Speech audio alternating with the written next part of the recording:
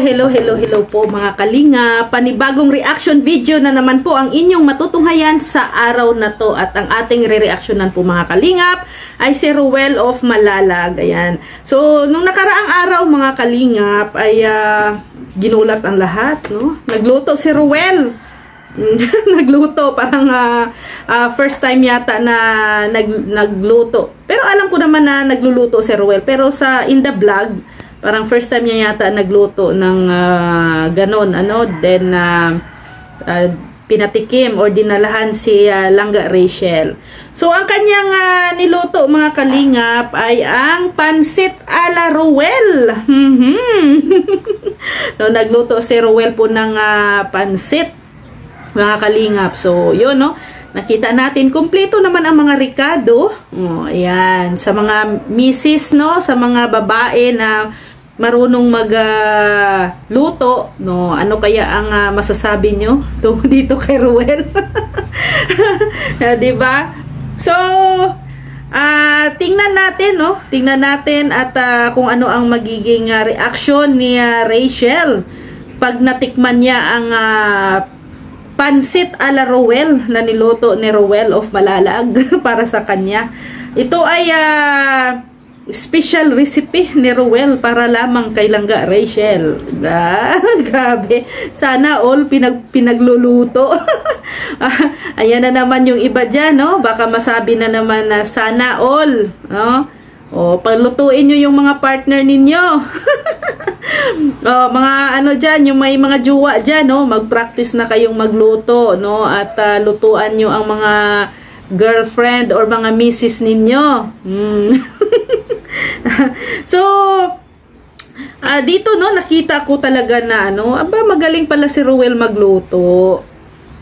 Magaling maghalo-halo, no? Magaling magmikos-mikos. Marunong siya kung ano ang ilalagay una, no? At saka paano lutuin ang pansit a la Ruel. No? Unang niluto niya yung mga gulay muna, do, tapos hinaon, then nilagay ang pansit. O, yan naman talaga ang usual, no, na ginagawa pag magluto tayo ng pansit.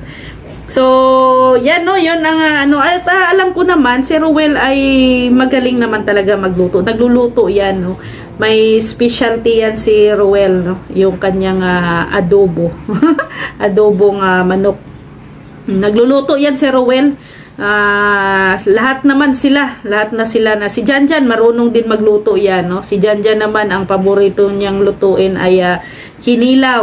Oh, kinilaw ala Janjan. Si Ruel naman adobo ala Ruel at pansit ala Ruel. So, ayan, kasi ano naman yan mga kalingap, no?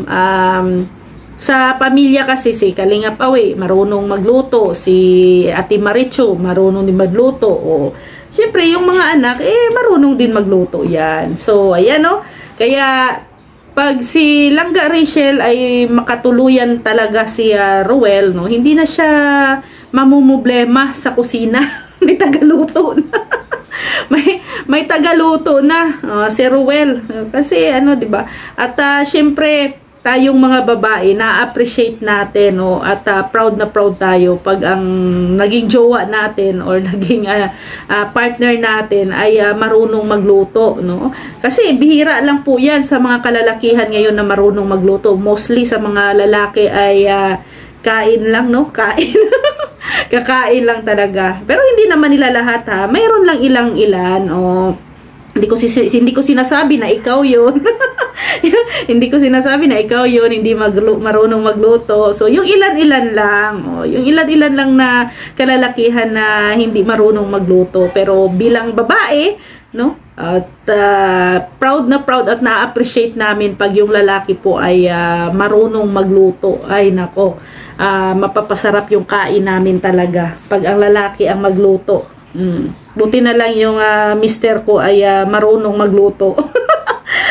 Kaya minsan, no, pag tinatamad ako magluto, ay si mister na ang magluluto. O di ba? Mas maganda kasi talaga pag yung partner nyo marunong magluto, kasi pag tamarin ka magluto, may tagaluto ka.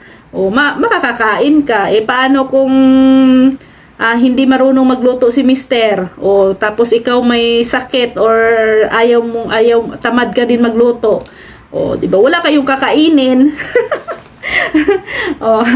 So, ayun, no? Ayan, kitang-kita natin yung mga pagmikos-mikos ni Ruel sa pansit. Then, hanggang sa naluto na, dinala niya na doon kay Rachel, no? Dinala niya. Wala naman silang Rachel doon sa bahay nila Kuya Reagan that time. So, dinalhan niya. At ito ay, ipaprank sana nila si Rachel yata, no? Ipaprank yata nila kasi yung pansit nilagay nila sa ice cream box. Oh.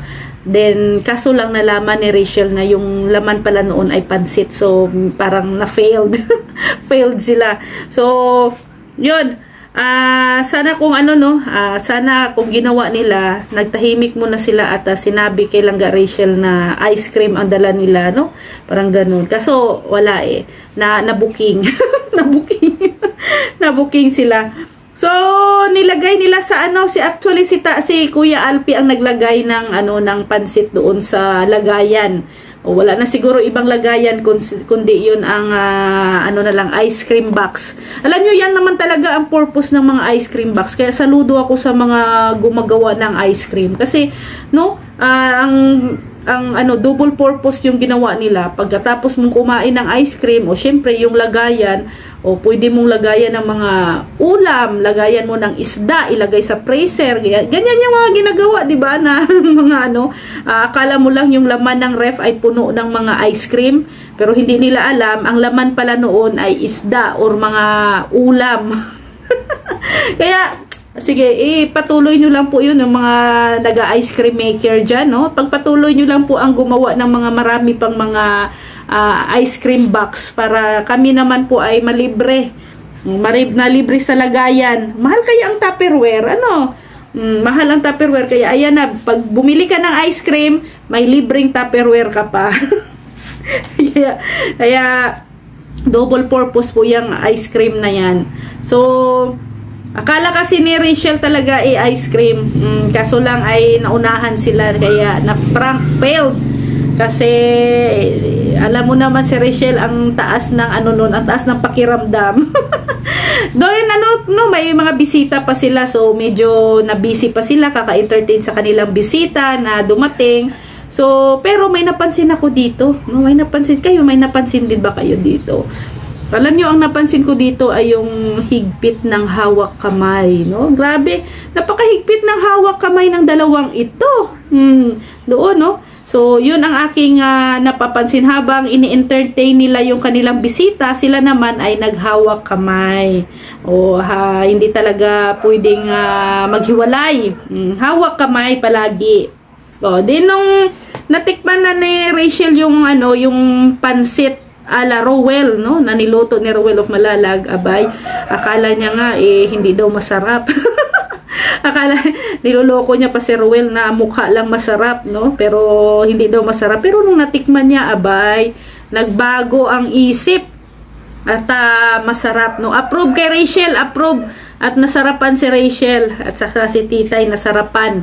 Kaya sabi ni Rachel, pwede na mag-asawa.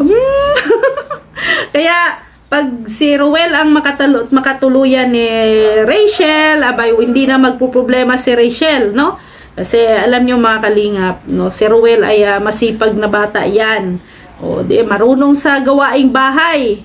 Saan pa siya? Hindi lahat ng lalaki ay marunong sa ganyan, ha? Hindi naman lahat, yung ilan-ilan lang. Yung ilan-ilan lang. Kaya unang-una talaga, pag magjowa kayo, kailangan tanungin nyo kung marunong magluto. Luto talaga. Kailangan marunong magluto para at least, kahit pa paano, pag magjowa kayo, lagi kayong busog kasi marunong magluto yung jowa nyo. Mapababae man or mapalalaki, no? Kailangan yung mga babae din marunong din magluto. Ha? Hindi lang ang lalaki. So, dito na lang natin tatapusin yung ating reaction videos at sa mga hindi pa po nakapanood, puntahan nyo lang po ang channel ni Rowell of Malalag. Nandoon po ang full video ng kanyang pagluto. Then, salamat po at please pakisuportahan po ang channel ni Kuya Val Santos Matubang, Ate Edna Vlogs, Kalinga Prab, Rowell of Malalag, Rachel Morales Vlog at ang inyong abang lingkod, Rhea Olarte, kasama ang ating deputy sa Davao del Sur, Mick Agnes Vlog, Kasama sila Kalingap Awi, Kalingap Angeli, Kalingap Baby Girl, Kalingap Dodo, Kalingap Bila Ayop, Rachel TV, and Rex Vlog. Maraming salamat po mga Kalingap. See you tomorrow. God bless everyone. Bye-bye po. Happy eating!